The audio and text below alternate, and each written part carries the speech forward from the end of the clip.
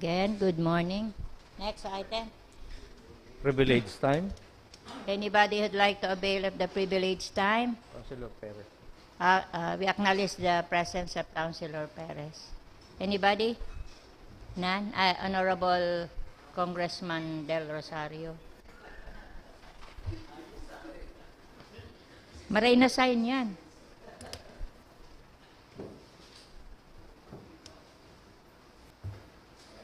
Boss, maraming aga po. Happy New Year po sa kabos. As we usher in the year 2023 and begin with our many firsts here in the 14th Sangguniang Panlungsod ng Naga, let me take this opportunity to deliver for my privileged speech an address recollecting our past accomplishments here in this August chamber in the recently concluded year, and probably sharing new hopes for our undertaking anew as we see fit for a yet strong start of this another year.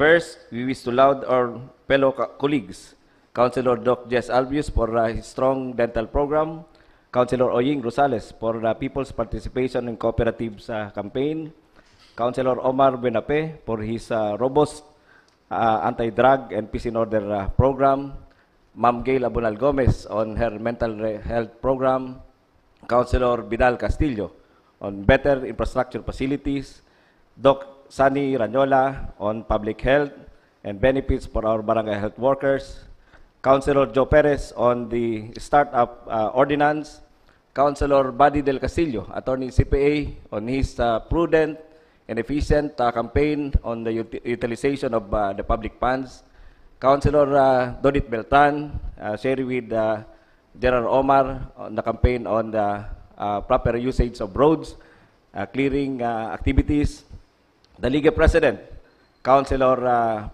Ason Piñaplor on the barangay assistance campaign, and the settlement of barangay boundaries, and of course, SK Federation President, Councilor Mary Kyle Francine Tripulca on the strong youth participation in our governance.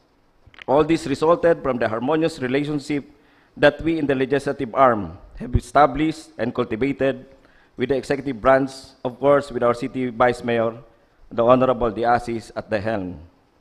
As we are seeing positive outcomes, we hope to continue the same support to the development agenda of the city administration without compromising the integrity of this council, as has been our practice. Second, we commend our beloved city mayor, the Honorable Nelson Ligacion, for painstakingly leading the city in bringing to fruition the administration's expressed commitment to the Nagueños. The city mayor certainly did get the people's hopes up as we are seeing the realization of the promises made, high-impact projects that are bringing government services closer to the communities and opening more economic opportunities to the Nagueños. These include our new schools, which are already accommodating a total of more than 1,000 enrollees who are being helped with better access to education. Also, our Center for Safety and Resiliency, CESAR, which already has secured funding from DPWH. I hope later that this will be renamed into Ligacion Information Technology Office, or LITO. The master plan of the Blatas new development area, the road projects as he announced early this morning, and so forth. All this and more amid the COVID-19 pandemic, which incurred high costs for our city, affecting also our local economy. In fact, the city mayor already reported and reiterated this morning a 150 million cut in our annual budget for 2023. However, he assured us all that, and I quote, such reduction will not force the city to terminate employment nor abandon any of its programs and projects. It is in this assurance that we are most certain to expect a totally different urban landscape of Naga starting this year on, as more investments will soon locate in our city, alongside the completion of the construction works of our tourism and more infrastructure projects. Also, today is the start of our business one-stop shop being held yearly for the ease of registration of new as well as renewal of existing businesses here in our city. We are optimistic to see a continued gain in their numbers, as what our data reports, despite instances of others that were forced to cease operation. To our fellow Nagueños, this picture that we are seeing of our city is more than an image of concrete infrastructures rising coldly in our neighborhoods. Absolutely not, as they mean for us better access to social services, more jobs and business opportunities, towards an improved quality of living that we all aspire of, a healthy, highly livable city of Naga. As our beloved City Mayor puts it, infrastructure is the backbone of our economy. This dream is also a hope, Madam Chair, that we share with our neighboring municipalities in Metro Naga. The City Mayor has already revived this year the Metro Naga Development Council, and yours truly do believe in this strategic venture. Alongside our vision for Naga, it is prudent that we acknowledge the high need for complementation of our resources with those of our neighboring municipalities, as we are looking on a long-term growth which necessitates a strong synergy with our neighbors, taking into view today's many environmental, social, and economic concerns and crises, among others.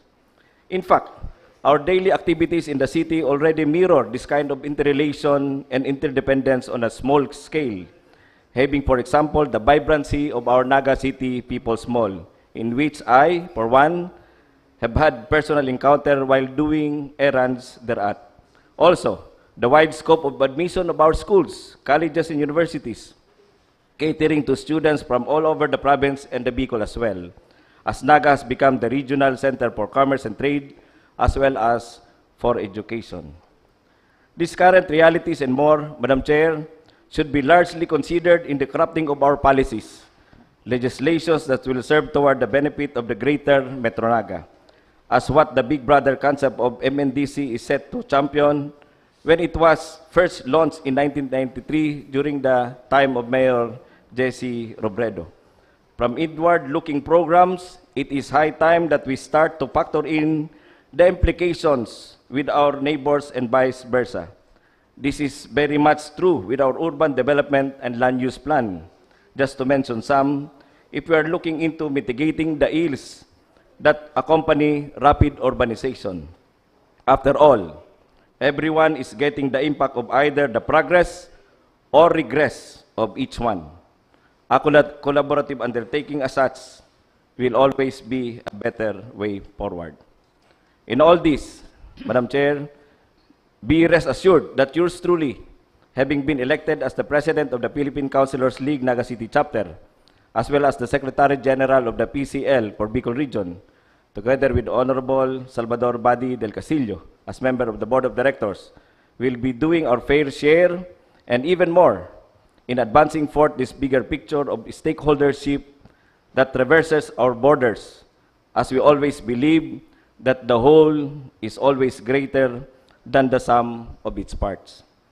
Going back to our newly reformulated vision of Naga that is a healthy city, enabled by people-centered development and collaborative governance, we enjoin all the members of our community, the private sector, in this shared commitment to improve Metro Naga experience. As Nagueños, we think of not only Naga, but Metro Naga.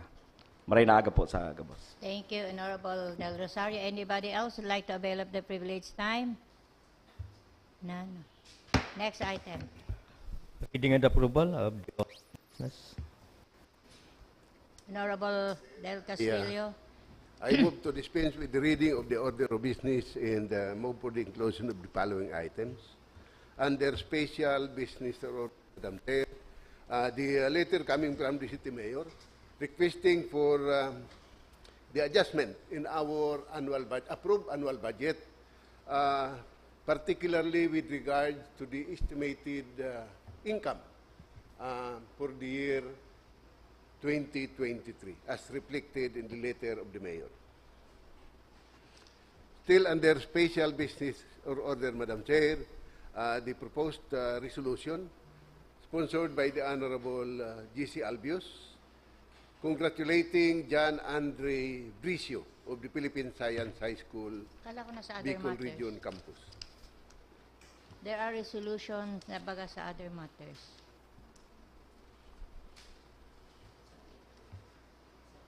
Separate.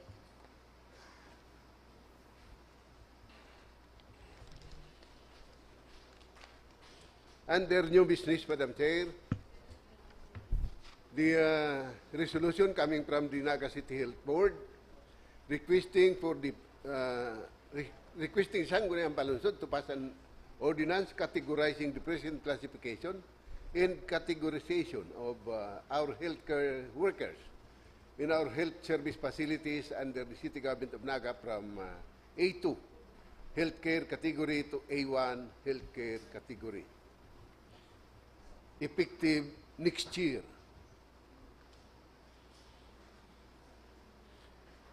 Still under new business, the endorsement coming from the Office of the City Mayor requesting authority to enter into an agreement with the Department of Social Welfare and Development Office, Field Office number 5. Still under new business, the technical evaluation from the City Planning and Development Office in connection with the application of Mr. Richard Rocha for preliminary approval and locational clearance of the proposed Dika homes in Bira, located at Barangay Pakul. And last, Madam Chair, under new business, the technical evaluation submitted by the City Planning and Development Office with regard to the application for development permit of Mr. Jose Blas Henson, Regional Administrative Officer of Jamaica Realty and Marketing Corporation, for the Caceres Heights Resort Subdivision. With the inclusion, Madam Chair, I move for the approval of the order of business. Before the approval, Honorable Albios. Indulgence of the Chair of the Committee on Rules, may I move that we include a resolution of condolences to the bereaved family of the late Barangay Kagawad Noel Pedro Asetre of Barangay San Francisco. So move, Madam Chair. Yes, under special business or order, Madam Chair.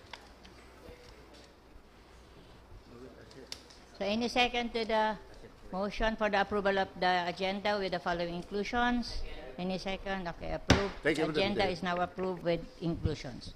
Next item. Order of business, special business or order, copy of resolution number 2022-026, Barangay Igualdad, requesting 20,000 financial assistance for their 61st foundation anniversary. Honorable Albios.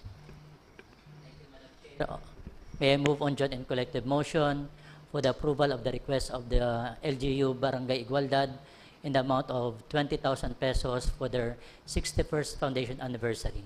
So move, Madam Chair. On joint and collective motion, approved. Next item. The endorsement dated December 22, 2022 of the Honorable City Mayor requesting authority to enter into a MOA with the Philippine Amusement and Gaming Corporation relative to the construction of a multipurpose center in Barangay Balatas. Honorable Ranyola. Of the Philippine Amusement and Gaming Corporation to the City of Naga. May I now move to pass a resolution authorizing the Mayor to enter into a memorandum of agreement between the Philippine Amusement and Gaming Corporation and the City Government of Naga relative to the construction of a multipurpose center in Balatas. So I move in joint and collective motion, Madam Chair. On joint and collective motion, approved. Next item. The endorsement dated December 21, 2022 from the City Budget Officer forwarding the 2023 annual budget of Barangay Abella amounting to 8,304,024 pesos. Honorable Albios. May I move on joint and collective motion for the approval of the 2023 annual budget of Barangay Abella from January 1 to December 31, 2023 in the amount of 8,304,024 pesos. So move, Madam Chair. Honorable Del Rosario. Comment? On joint and collective motion. We, in the transmittal of the Sanggunian, we indicate and we request the Barangay Council that there should be a separate line item for the educare. This will be required by the DSWD regional office in their review of the budget of the different barangays. This will be true to the different barangays of Naga City, Madam Chair. So the Secretary is so instructed. So on joint and collective motion, approve. Next item. The endorsement dated December 21, 2022 from the City Budget Officer forwarding the 2023 annual budget of the Sangguniang Kabataan of Barangay Abella. Honorable Albios. Thank you, Madam Chair. May I move on joint and collective motion for the approval of the 2023 annual budget of the Sangguniang Kabataan of Barangay Abella, this city, involving the amount of 830,402 pesos and 40 centavos. So move, Madam Chair. On joint and collective motion, approve. Comment. Honorable Rosales. Madam Chair, just a minor correction.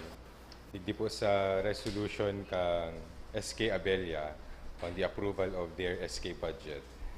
May we inform the budget office so that they could also inform the other SK councils of the other barangays that the Sangguniang Kabataan does not appropriate by way of resolution funds for the SK of their barangay. May we show siguro on the screen ang nakalagay a resolution appropriating funds for the Sangguniang Kabataan of Barangay Abella. To be specific, Madam Chair, as guided by the Joint Memorandum Circular of the National Youth Commission and the DILG, ang sabi, the SK shall approve the budget details of the 10% by way of resolution on the basis of the approved youth investment program. So, I know the intent of the SK is to approve the budget, but may we just correct for future purposes, Madam Chair. Thank you, Honorable Rosales. So the Secretary is also instructed to inform the other barangays and the budget officer. Next item. Honorable Del Castillo. Withhold the approval of the SK budget of Abella for that, because of that deficiency. So we will return the Yes. SK budget of Barangay Abella with the following, the information Yes, Madam Chair. given by the Honorable Rosales. So- Maybe, Madam Chair, this should serve as a notice that all SK budget should conform with the requirements of the law. Of the department. Thank you, Honorable Del Castillo. Next item. The endorsement dated December 20, 2022 from the Budget Officer forwarding the 20 budget Barangay Carolina. Honorable Albios. On joint and collective motion for the approval of the 2023 annual budget of Barangay Carolina, this city, involving the amount of 8,660,085 pesos for 2023. So move, Madam Chair. On joint and collective motion, approve. Next The item. endorsement dated December 19, 2022 from the Budget Officer forwarding the 2023 annual budget of Barangay Tabuco. Honorable Albios. Thank you, Madam Chair. May I move on joint and collective motion to approve the annual barangay budget of Barangay Tabuco, this city, involving the amount of 6,609,587 pesos. So move, Madam Chair. On joint and collective motion. Okay, Honorable Rosales. Madam Chair, last night I was checking the attachments for the barangay budgets. However, the budget for Barangay Tabuco was not provided in the email. So I was not able to peruse the documents for the budget of Barangay Tabuco. So may we know if indeed there was a submitted budget or only the certification from the City Budget Office. May excess sinda sa PS limitation? May we know if from our secretary.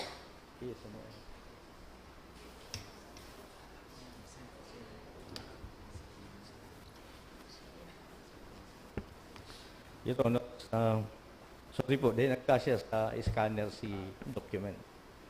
Pero yan si... So I trust that the endorsement will suffice, Madam Chair, from the City Budget Office. Thank you, Honorable Rosales. So on joint and collective motion, the annual budget of Barangay Tabuco is now approved. Okay. Next item. The endorsement dated December 27, 2022 from the Budget Officer forwarding the 2023 annual budget of Barangay Lerma. Honorable Albios. Thank you, Madam Chair. May I move on joint and collective motion for the approval of the 2023 annual budget of Barangay Lerma, this city, involving the amount of 3,901,776 pesos. So move, Madam Chair. On joint and collective motion, approve again, Honorable Rosales. My observation, Madam Chair, with the budget of Barangay Lerma, nainot po si approval kang budget sa approval kang AIP. In the ordinance, it was Dapat mainit. the budget was approved on September 8. September 8. While the AIP was approved on October 10. We've learned, Madam Chair, that di pwedeng mainot ang kalesa sa kabayo. So, on that ground, Madam Chair, I think it is inoperative and baseless. We must return the budget on that ground. So thank you, Honorable Rosales. With the following information, with the information given by the Honorable Rosales, we will return this and we withdraw the approval of the budget and return the budget to Barangay Lerma with the following information. Next item. The letter dated January 3, 2023 of the Honorable City Mayor requesting for approval to add a beginning balance to the income estimate equivalent to the reduction in the ERA. The beginning balance of 3,652,435. Honorable Del Castillo. The mayor is an offshoot of the creation of two new additional cities. The city of Calaca in Batangas and the city of Baliwag in Bulacan. For each and every city created, there is a resultant decrease in the share of all cities in the Philippines from the national tax allocation. So with that, with the creation of that two cities, new cities in the Philippines, our national tax allocation also reduced by 3,652,433 pesos. So that we will not be adjusting our approved annual budget. Okay. We have to compensate this reduction from the estimated income of our national tax allocation by adding a beginning balance, their own, with the same amount, so that we will not anymore make any adjustment in our approved annual budget. So that's the essence of the request of the Mayor, Madam Chair. And I think everybody will agree with me that we have really to adjust, because we cannot do anything since the release to us of our national tax allocation will be reduced by that amount. So with that, Madam Chair, on joint and collective motion, I move that we adjust the estimated income as contained in the submitted in the approved 2023 annual budget by reflecting the amount of 3,652,433 pesos as beginning balance to compensate with the reduction of our national tax allocation for 2023. On joint and collective motion. Joint and collective. On joint and collective motion. Approved. Next item.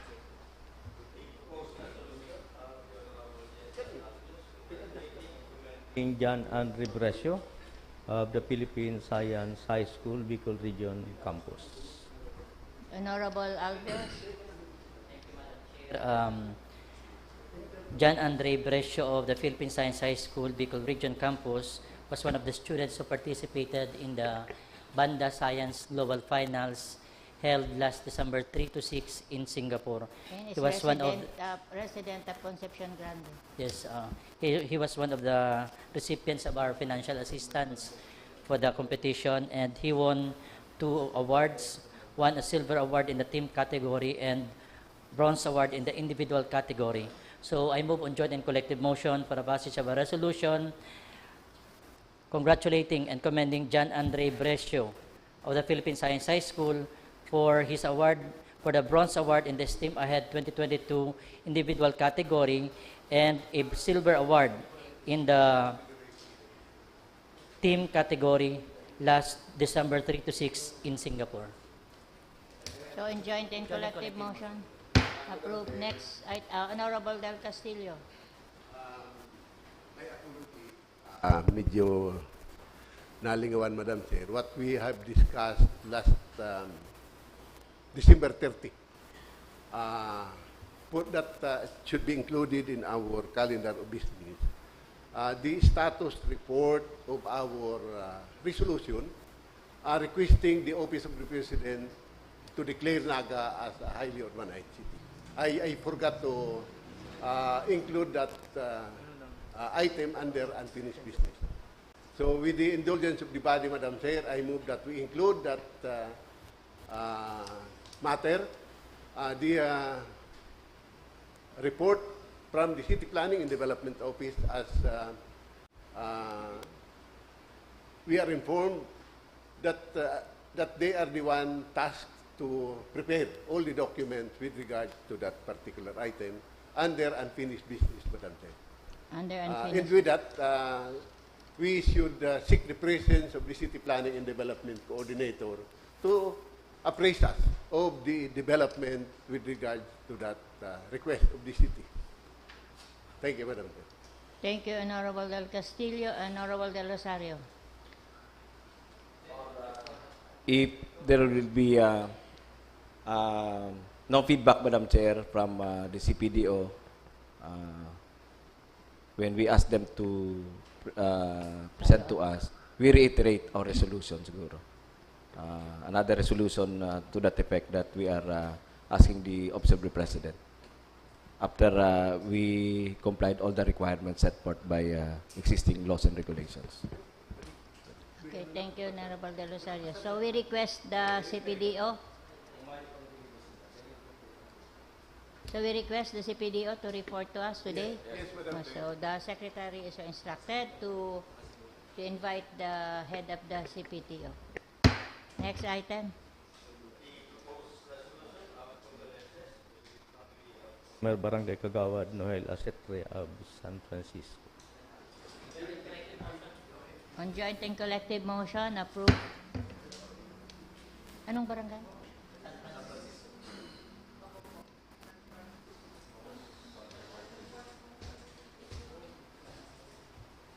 Okay, next item.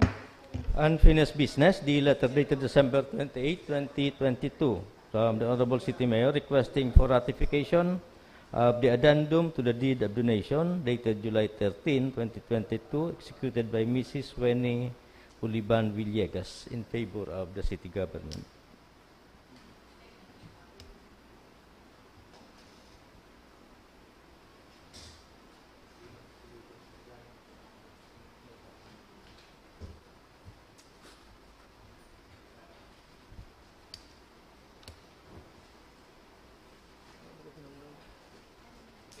Nakano ni? Pakiano mo daw tin si attachment. Okay, Honorable Del Castillo. I-copy up addendum. There are 3 items. Can we request the presence of the legal officer? Because I believe that there are certain adjustments Oh, 3, oo, may nag-adjust. on the property donated to us. So it would be better that we There's an will be addendum. appraised of the changes of the donation made between the parties. So that we item will- number 1, 2, 3 1, 2, and deferred, 3, Madam Chair. deferred and invite the City Legal Office Thank you, Madam in the Chair. session. Thank you, Honorable Del Castillo. So item number 1, 2, and 3 is temporarily deferred. Next item. The letter dated December 15, 2022 of Mr. Joe Mark Pardinas, Chief Operations Officer, Injured Realty Development Corporation, responding to resolution number 2022-627, requiring the company to respond to the evaluation report of the city planning on ERDC's application for alteration of plans for Parkview Executive Townhomes. Is this pending with the Land Use Committee? Land Use Committee. The letter dated December 20, 2022 of Senior Jail Officer 1, Legislative Liaison Officer, BGMP, Naga City District Jail, Mail Dorm, submitting the revised proposed ordinance prescribing fee for the issuance of Certificate of Detention and Certificate of Time Allowance for PDL confined in the District Jail. Ways and Means. Ways and Means. The letter dated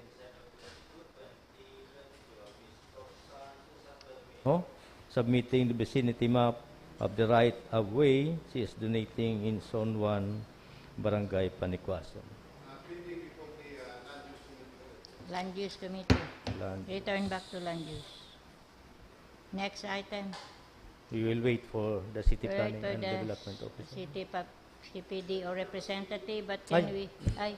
he's saying, Mr. ayaw na Prilyas si is Willie. already around. Sorry. Okay. Aray. Gero day mo nahili si Willie. The status of the city's application for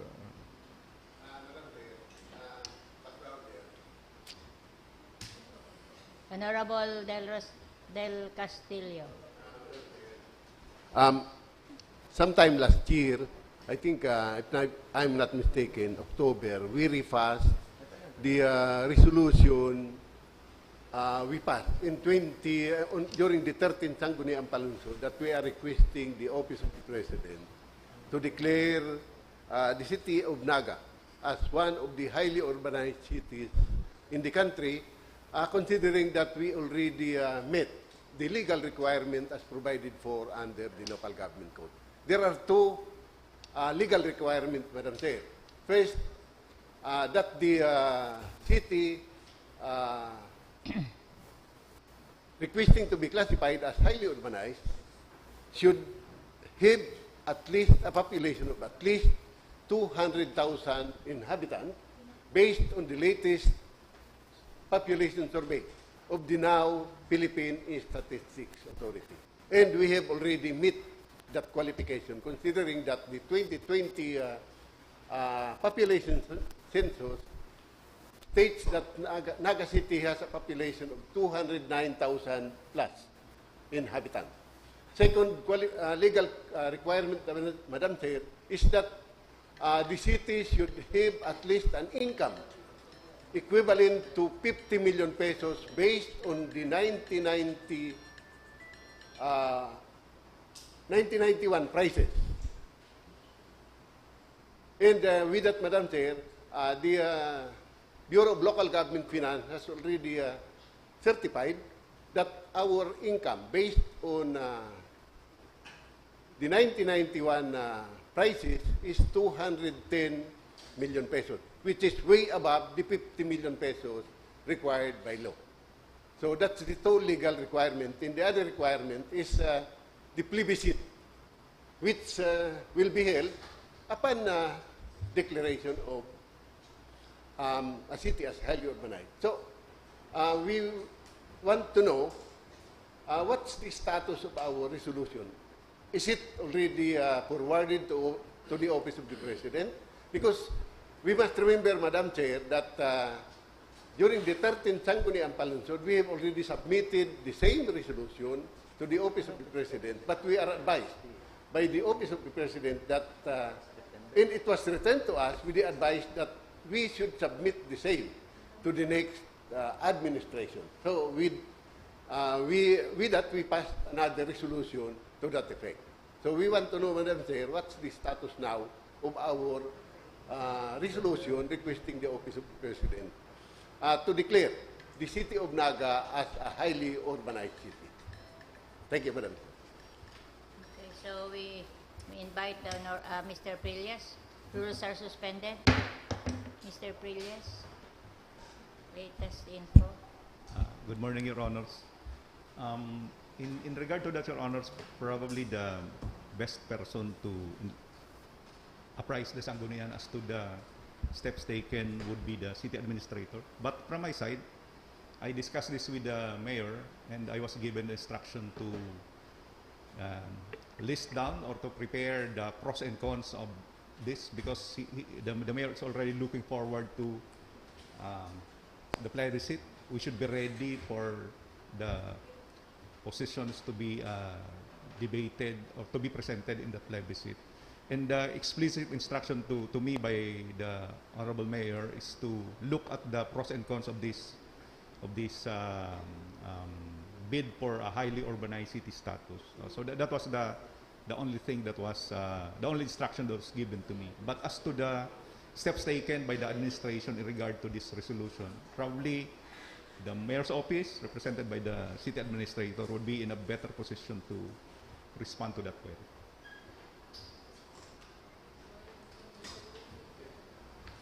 Honorable Del Castillo.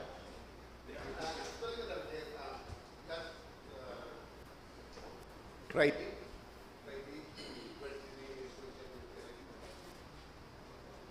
Friday, Conselho. The Secretary to the Mayor informed us that it is the city CPDO which is tasked to handle that matter. That's why we understand that we thought that it's really the City Planning and Development Office. So with that information, I think we should also seek the presence of the city administrator. Thank you, Your Honor. That's the only information I can share based on my conversation with him. So we will invite the city administrator. Yes. Thank you, Madam Chair. Thank you, Honorable Del Castillo. So what are we going to do before the arrival of the city administrator? Honorable Del Rosario? How about yung mga documents mentioned by Attorney Del Castillo? Have we started securing that from the different agencies? For example, so intact na sila. Aram po nagpadara. Yes, Madam Chair. Yeah, okay, Honorable okay. Del Sige. Thank you, Castillo. With the query of the Honorable Del Rosario, for the information of the body, itong pig-submit sa Malacanang before, kabali na si certification from the Philippine Statistics Authority na ang population Kanaga is 209,000 plus as of 2020. And itong certification from the Bureau of Local Government Finance that our annual realized income based on 1990 or 1991 prices is 210 million plus. So kabali na yan, attached na yan duman, Madam Chair. Kaya lang, as I've said, pigbalik ang Office of the President with the advice na hagadon ta na lang sa masunod na administrasyon si Declaration Kanaga as highly urbanized city. Thank you. Does that answer So yaon na yan, Madam Chair. Yaon na yan duwang requirement na yan.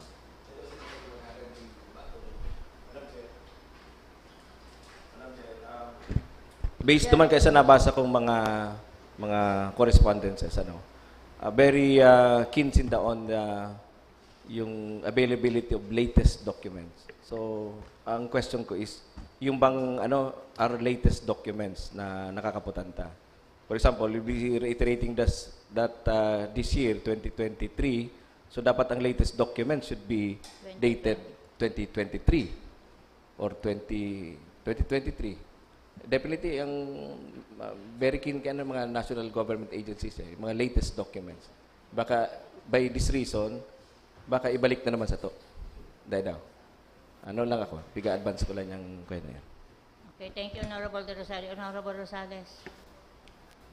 In relation, Madam Chair, sa documentary requirements, garo kay punta po, Madam Chair, bago kayo ng resolution. I checked the signatories. dapat yata si Mayor Nelson ang nakapirma and the Vice Mayor for they yata pwede acting capacity. Specific po, Madam Chair, sa requirement that for the procedure for conversion, the resolution to be adopted by the Sangguniang shall be approved and endorsed by the City Mayor. So, baka Naipasta maging yan, technicality acting, po oo. yan, Madam Chair, on our bid for reclassification to highly urbanized city. So, I believe we should pass a new resolution. for A the new purpose. resolution.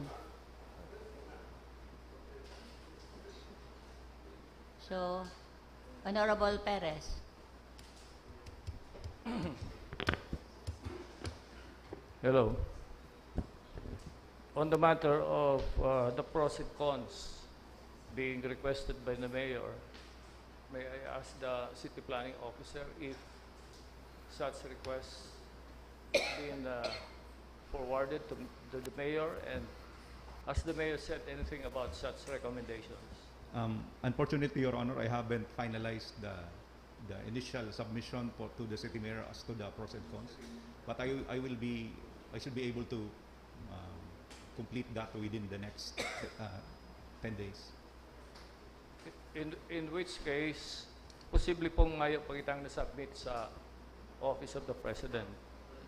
Ngayon. And that makes it more necessary na imbitaran na po ang city administrator para to shed light on what happened now to this resolution.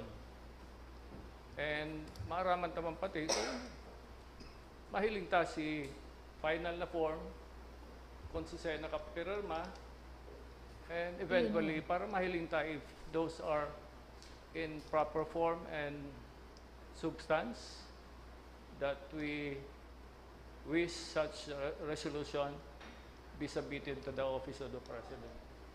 Lalo na po na importanteng dokumento ini. Once and for all, dapat po maaraman na kung ano na ang status ng resolution. Has it been forwarded to the Office of the President or not? And pwede pong mahiling si final copy or any draft copy of such new resolution in lieu of the old resolution that had been earlier submitted na pigbalikan sa tuya by the previous administration. Thank you, Honorable Perez. But first, let's go back to the proposal of the Honorable Rosales. Are you agreeable to pass a new resolution? Honorable Del Castillo. Because It is really necessary, then nang signatory talaga is mayor. and I believe no member of this body is against the proposal. In fact, we are in unison that this proposal, this request, be forwarded to the Office of the President. That's why we are inquiring what's the status. This is already the second resolution to this effect. But it seems that some at the executive department are not keen on this request. If that's the case, then The city administrator is now around. with the Honorable Rosales, together with this representation, and all the members of the Sangguniang Panlungsod, on joint and collective motion, Madam Chair, we will pass another resolution to this effect. So we repass. On motion of Honorable Del Castillo and Honorable Rosales. On Unanimous. joint and collective. On joint and collective motion. So we pass a resolution. The same resolution. Approved. The city administrator is already around. As to the query, kung naipasar na as to the status of the inyong request na maging HUD, highly urbanized city, it's UC.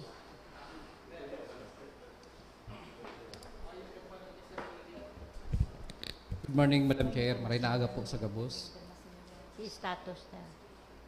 The status of the resolution passed by the Sangguniang last year.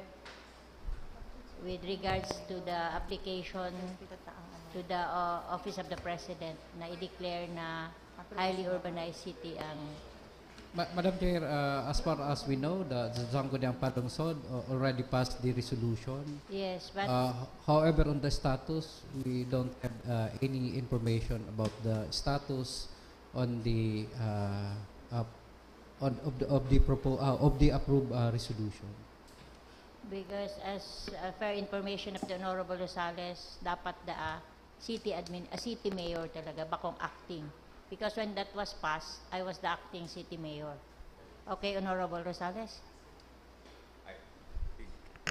For the information of our city administrator, specific po kaya sa local government code that the resolution should be approved and endorsed by the city mayor.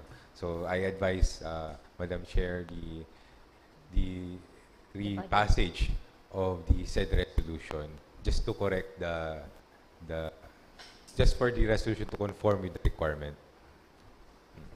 So Baka we are maging repassing technicality, the I guess. resolution. So I understand, Madam Chair, that when I arrived, there is a joint and collective motion repassing the said resolution. So it is moot and academic. Maybe on the personal position of the mayor, there will be a meeting with us later this morning, so we could compare to the city mayor. Okay, thank you, City Administrator Elmer Valdemoro. Honorable Del Castillo. Not only one, but some conversation with the mayor. He's already amenable to this. He told the entire Sangguniang that he is already amenable for this request that Naga be declared by the Office of the President as highly urbanized, considering that we already meet the legal requirement provided for under Republic Act 7160. That's why last December 30, the Secretary to the Mayor told the members of the Sangguniang present at the time that the matter was already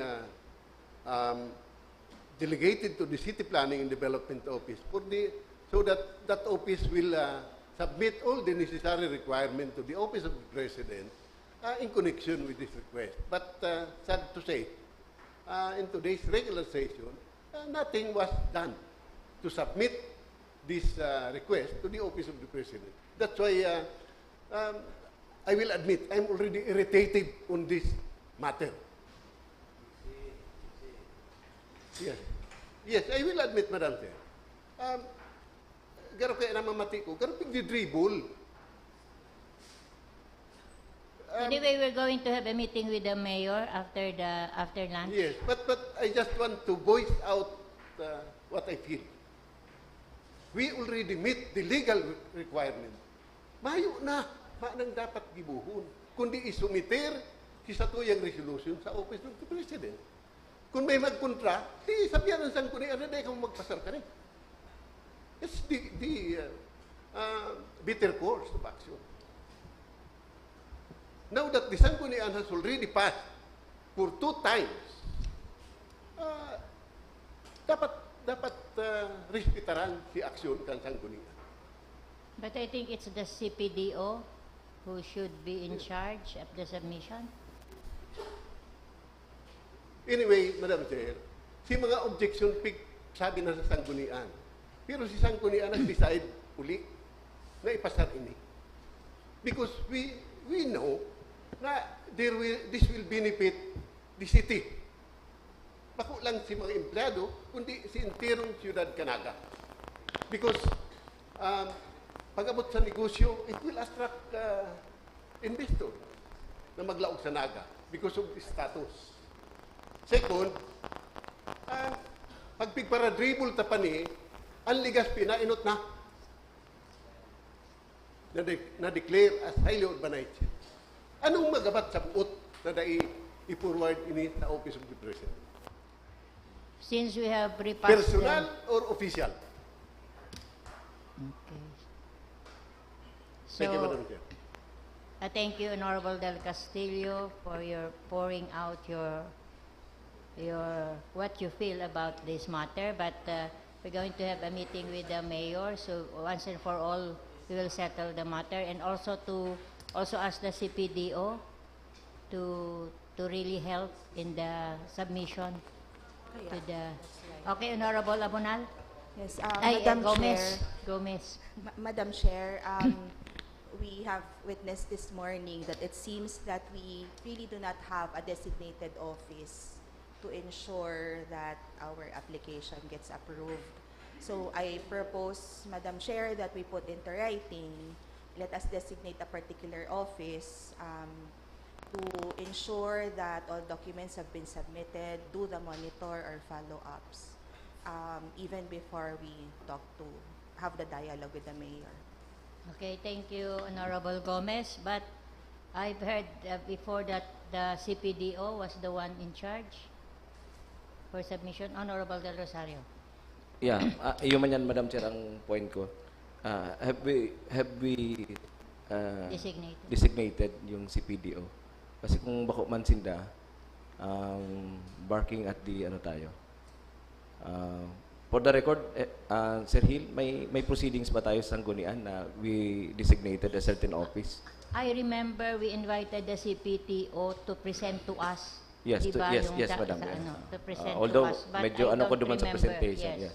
Pero yung clear-cut na designation I don't remember. should be on top of the preparations, collating all the documents, and yung pagkasaro, then for submission. Baka mayo man. So siguro baka this is the right time to... nag-report lang sinda ka ito. Yes po, yes po. As to the pros and cons.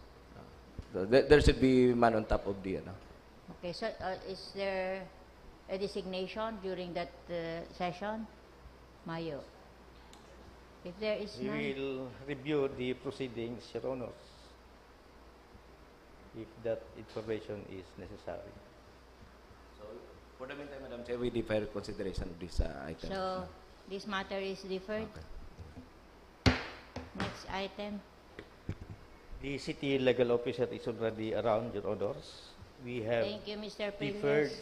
temporarily 3 items under the unfinished business. Let's go back to item number 1, 2, and 3 of the unfinished business. The rules are still suspended. The first one is the request for ratification of the addendum to the deed of donation executed by Mrs. Weni Uliban Villegas in favor of the city government. May we ask the city legal officer? I thank you, Mr. Baldemoro. With regards to item number 1, Honorable Del Castillo was asking. Honorable Del Castillo, what was your query? Request from the Office of the Mayor requesting us to ratify the addendum to the deed of donation executed between Uliban, basta tulot to Madam Chair. So gusto ta maaraman ano si changes duman sa previous deed of donation which was already ratified by the Sangguniang Panlungsod. Ano si may dagdag na area or what? Ano si question, Madam Chair? Good morning, Madam Chair. There is actually no change. There is just an addition on the terms where we provided that the City Government of Naga will be shouldering the payment of transfer taxes, considering that under the local government code, it is the donor who shall pay the same. However, it was already agreed upon, but apparently it was not provided in the previous deed of donation that we will be shouldering the transfer tax. Since the Olivans have already parted with their properties for the city, of course, I think it would, sorry for the lack of a better term, absurd to make them pay transfer taxes for giving the city their portions of their properties po. So these are 3 properties which now consist of the Naga City Science and Balatas Road. Po. So there is no change, Madam Chair, but only an addition on the agreement on who will be shouldering the transfer Paying taxes. this transfer tax. And this will not be kumbaga cash out to the city because it is payable to the city as well. So it will be just deemed as settled, Madam Chair. Honorable Del Castillo. Yes. The addendum will be, the city will shoulder. Deed of donation entered into between the cities in the private donor, the Olivan. The three properties. Yes, Your Honor, please. All of these properties are in the Naga City Science and Balatas Road. So on the three requests, parehas si... Yes, Your Honor, please. Transfer tax. Yes, Your Honor, please.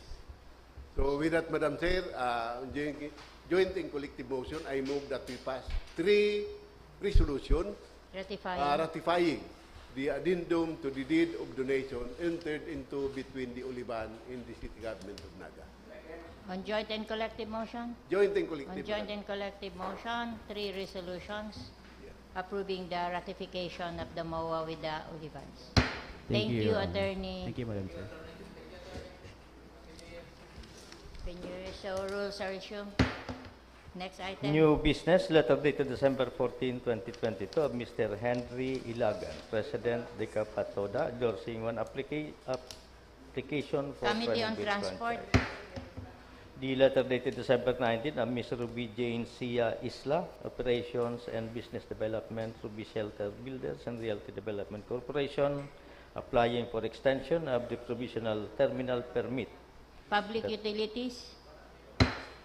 The letter dated December 21 of the Honorable City Mayor requesting for authority to file an expropriation case for the property of Nilda de los Reyes in Barangay Santa Cruz for the purpose of socialized Committee on Housing. program. The letter dated December 22 of the Honorable City Mayor requesting for authority to negotiate and enter into contract of sale or donation with Engineer Alex Bermundo and his spouse with regard to a portion of land in Sitio Salonggigi, Cararayan for use as access road to Palmera Village 1 and 2. Committee on Housing. The proposed ordinance Access road. of the Honorable Hilda Gil R. Abunal Gomez prohibiting gender-based sexual harassment on streets and public places, mandating the implementation of comprehensive and sustainable program to prevent, respond, and eliminate the same, appropriating funds therefore, and providing penalties for violations thereof. Committee on Women and Laws and Ordinances. The application for accreditation of Unified Muslim Christian Alliance of the Philippines 2022 Naga Chapter. Committee on People Empowerment. The letter dated December 19, 2022 of Ms. Lorna Icardi, filing an administrative complaint against Punong Barangay Josue Perez of Barangay Referred to Pacol. Committee on Blue Ribbon. Honorable Del Castillo. So advise the complainant to file a verified complaint so that the Sangguniang can acquire jurisdiction on the matter. Under our rules, dapat verified complaint. Bako lang ordinary complaint and a file. So we, through our secretary, we advise the person concerned. So the secretary is instructed to inform the complainant with regards to the verified complaint. Next item. The endorsement dated December 22 from the Head Trimobile Task Force forwarding the 6 applications for transfer of Committee on Trimobile Transport. Copy of Resolution Number 2022-01 of the Naga City Health Board earnestly requesting the Sangguniang Panlungsod to pass an ordinance categorizing the present classification and categorization of our health Committee on workers. Laws and Ordinances. Laws.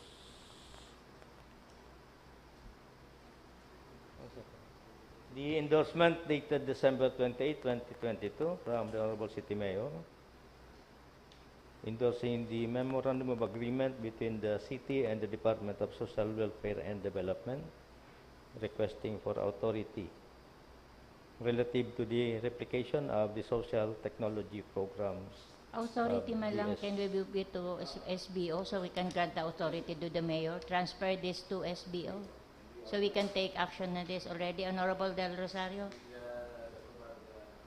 Rules, Madam Chair, we transfer this to the SBO and we authorize the City Mayor, subject to the ratification of Sangguniang on joining collective motion.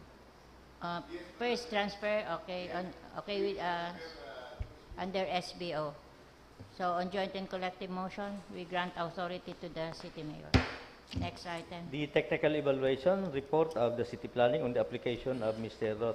Richard use. Rotsa for preliminary approval. The technical evaluation from CPDO on the application for development permit of Jamaica Realty Land Development use. Corporation. Committee on Land Use.